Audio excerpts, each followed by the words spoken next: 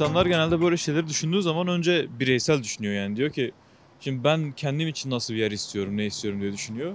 Şimdi ben kendim için ne isterim? Bir yerde bir kanun yazıyorsa ben gittiğimde benim herhangi ırk ya da başka bir şeyim gözetilmeden o kanun bana düzgün bir şekilde uygulanmasını isterim.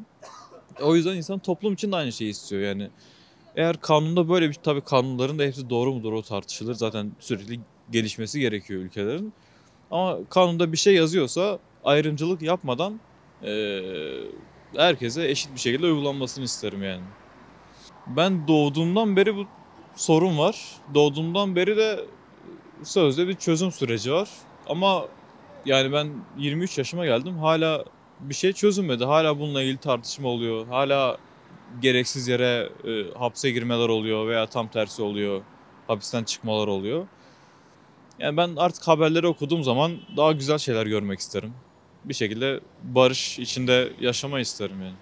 Ya özgürlük tabii ki gelmeli. Adalet de gelmeli ama yani herkese ne yaparsa yapmış olsun, ne ırktan olursa olsun herkese bence aynı adalet sisteminin işlemesi lazım. Ülke olarak genellikle bölge halkı olarak yani birçok kan döküldü, şey döküldü. Hani bizim amacımız, temennimiz hani hukuk çerçevesinde hani eşit bir yurttaşlık, herkesin eşit bir şekilde düşüncesini rahatça ifade edebildiği bir ülke hayal ediyoruz yani. Yeter artık diyebiliriz hani. Çok bedeller verdiği, çok kan döküldü bu ülkede. Yani bir refaha kavuşması için hani hukuk çerçevesinde herkese hitap edebilen, ülkenin doğusu, ülkenin batısı şeklini kapsayacak bir şekilde bir süreç bekliyoruz. Öyle diyebilirim. Bir süreç yürütülüyorsa onun şeffaf bir şekilde yürütülmesi lazım. Hani bir çağrıdır ya da şudur yapılabilmesi için yani net bir şekilde bu sürece gerekirse farklı şeyler de dahil edilip herkesin hani şeffaf bir şekilde yürütülebilmesi için yani fikrimce kaldırılması lazım ki yani bir selamete kavuşsun yani en neticesinde herkese hitap edebilen bir şey ortaya çıksın.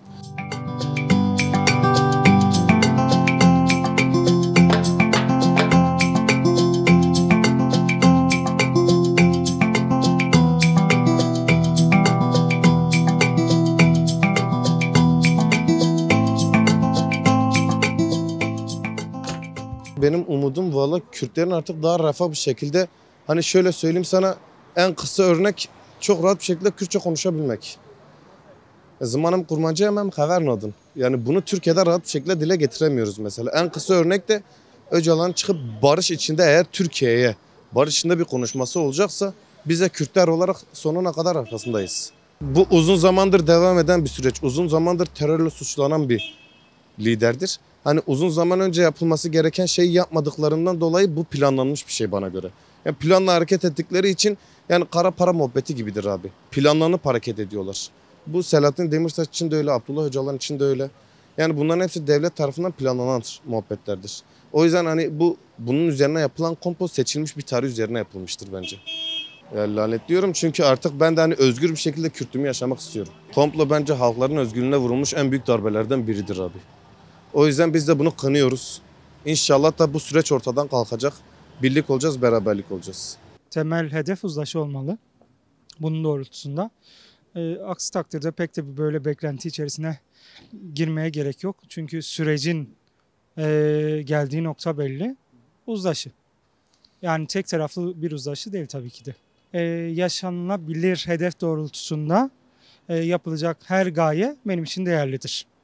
Öncelikle insana değer veren her tutum, davranış, bunların akabinde olan her şey. Ana dilde eğitim bu bir etnik köken olarak hani vurgulama yaptığım bir durum değil. Ana dilde eğitim her bireyin görmesi gereken bir durum hani. Çünkü kendini ifade edebilmesi gereken ilk dili ana dil.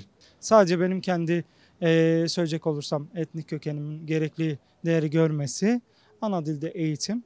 Bunlar üstünden yürüyebilirler.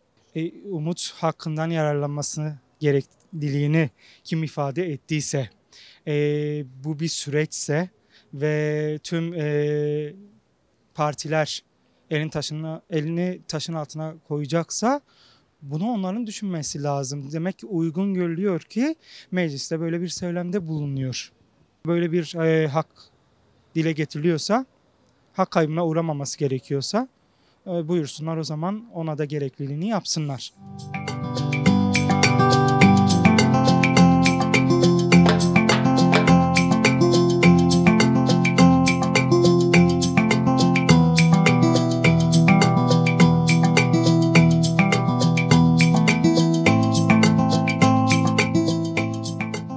Biz Kürtler olarak bu kararın arkasındayız. Biz barışça yaşamak istiyoruz bu ülkede.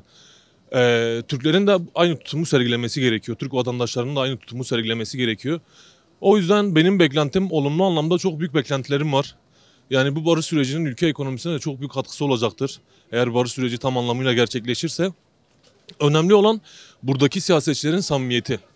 Eğer gerçekten bu dava üzerinde samimilerse bu barış süreci gerçekleşecektir. Ama bir samimiyet yoksa, tamamıyla çıkar menfaat için yine bu sürece girmişlerse, o zaman ülke daha büyük kaosa sürüklenecektir, daha büyük sıkıntılar çıkacaktır. Benim beklentilerimden biri öncelikle siyasi tutukluların bırakılması. Yani bu yaşanılan bu süreçte 40-50 yılı aşkın bir süredir. Yaşanılan bu süreçte bir sürü insan öldü, bir sürü insan tutuklandı. Burada yani beklentim şudur ki dostça kardeşçe yaşayabilmek, siyasi tutukluların bırakılması, siyasi tutukluların da bu ülkede gerçekten birer vatandaş, birer birey olduğunun yadsınmaması lazım. Yani onları hiçe sayarak biz oraya atıp onlar oradadır, yokmuş gibi davranmak doğru değil, doğru bir davranış değil, doğru bir tutum değil. Ondan dolayı benim beklentim öncelikle siyasi tutukluların bırakılması. Ondan sonra ülke ekonomisine katkısının çok olacağını düşünüyorum. Ülke ekonomisine katkısı şu yönde, zaten belli oluyor ki ülkemizde bütçenin büyük çoğunluğu savaş sanayisine harcanıyor. Barış süreci gerçekleşirse ve bu bir süre boyunca böyle devam ederse, yani yaklaşık 5 yıl, 10 yıl diyelim, halk refah içerisinde yaşamaya devam ederse, savaş sanayisine harcanan oradaki bütçenin, devletin ayırmış olduğu bütçenin daha farklı yönlere ayrılması gerektiğini düşünüyorum. Bu şekilde gerçekleşirse, o bütçe farklı yönlere harcanırsa, şayet ülkede işsizliğin kalmayacağını, biraz daha refah seviyesinin yüksek olacağına inanıyorum. Ya benim en başlıca iki beklentim bu. Ekonomi ve siyasi tutsaklar. Tecritin tamamıyla kalkması gerekiyor. Bu bir insanın bireysel olarak en temel hakkıdır. Konuşabilme, birilerine kendini anlatabilme. Şimdi Abdullah Öcalan'ın da orada kendine aktarması gereken yerler var. Birilerine bir şeyleri anlatması gerekiyor. Bu halkın da ondan bir beklentisi var. Halkın beklentisi de Abdullah Öcalan'ın iki dudağının arasında, açık söylemek gerekirse.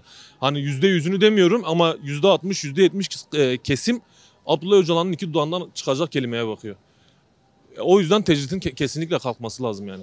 Ya 15 Şubat komplosu zaten Abdullah Öcalan'ın yakalanma süreci. Burada hani devletlerin izlemiş olduğu politika. Yani burada farklı bir siyasi düşünce hakim olaya aslında. Yani biz tek taraflı bakıyoruz her zaman ama farklı bir siyasi düşünce hakim bu olaya. Abdullah Öcalan'ın yakalanmasında birçok devletin parmağı olduğunu da biliyoruz. Nerede yakalandığını da biliyoruz. Şimdi hal böyle olunca ne oluyor? Diğer siyasi güçlerin, yani diğer devletlerin siyasi güçlerinin bizim ülke içerisinde ne kadar etkin olduğunu görüyoruz aslında.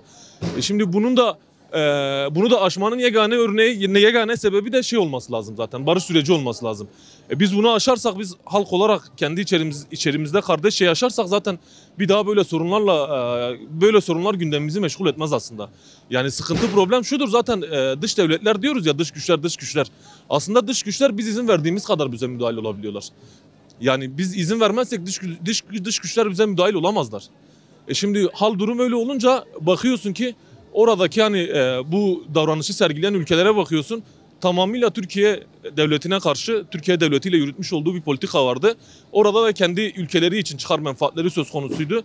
Bu ne kadar doğru, ne kadar yanlış, bizce zaten yanlıştır. Dediğim gibi yani oradaki davranış, oradaki düşünce yapısı çok farklı bir düşünce yapısıdır. Umarım bir daha böyle bir şey gerçekleşmez. Umarım Abdullah Öcalan'ın üzerindeki tecrit kalkar, siyasi tutuklar serbest bırakılır. Ülkede kardeşçe, birlikte güzel yaşamaya devam ederiz. Benim düşüncelerim bu yönde.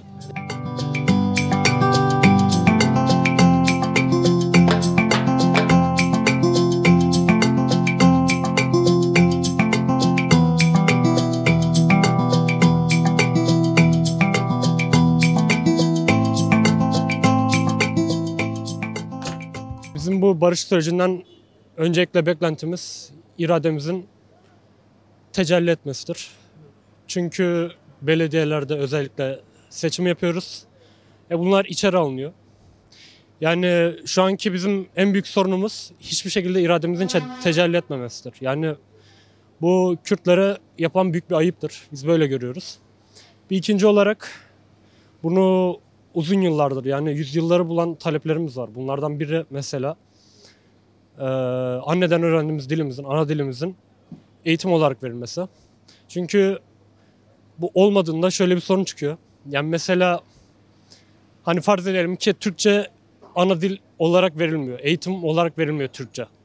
Şimdi bu durumda Karadeniz'dekiler ayrı bir Türkçe konuşurdu. Marmara'dakiler ayrı bir Türkçe konuşurdu ve bu yüzyıllar içerisinde çok farklı Türkçeler olurdu. Şimdi bizim Kürtçemizde eğitim olarak verilmediği için mesela Van'daki farklı bir Kürtçe konuşuyor. Buradaki farklı bir Kürtçe konuşuyor. Böyle böyle bu dil yok olmaya doğru evriliyor. Veyahut da çok farklı bölük pörçüklere bölünüyor. Ya ben 15 Şubat'ı eğer ki bizim irademizdir. Yani eğer ki çıkarsa ve derse ki yani böyle bir çözüm ortaya koyarsa, çözülürse hani her iki taraf için de güzel olur. Ya çünkü sonsuza kadar biz bu işi kanla çözemeyiz. Hani bu bizim irademiz iyi bir çözüm ortaya koyarsa bize sonuna kadar arkasındayız Kürt halkı olarak da. Bir açıklama yapacak belli ki. Ya sonrasında ben şunu bekliyorum. Hani bizim taleplerimiz ana dilimizdir. Taleplerimizin doğruca gözden geçirilmesidir. Ve tabii ki on binlerce kişi yurt dışına sürgün edilmiş ya da hapislerde. Ya bunların affedilmesini talep ediyorum ben. Ve bunu da bekliyorum. Eğer ki devlet bir çözüm sunacaksa. Yani birçok kişi ya ölmüştür. Çok fazla ana baba bunun acısını çekmiştir. Ve çok fazla kişi de sürgündedir. Ben bunların affedilmesini istiyorum. Hani bizim bölgemize bakın. Güneydoğu'dur, Doğu Anadolu'dur. Bu şehirlerimize bakın. Çok ezici bir çoğunluğu diyecektir ki bu Abdullah Öcalan benim irademdir. O ne derse o. Ki hakikaten de yani ne derse biz arkasındayız. Kendisi bir filozof gibidir. Ne derse biz onun arkasındayız. Şimdi siz bu kanalı kestiğinizde hani daha çok kan akıyor. Daha çok çatışma ortamı yaratılıyor. Çünkü yani siz eğer ki birisinin muhatap olmak istiyorsanız bu kişi Abdullah Öcalan'dır. Tecrit koyarsanız da yani talepleri duyamazsınız. Daha fazla da kan akar.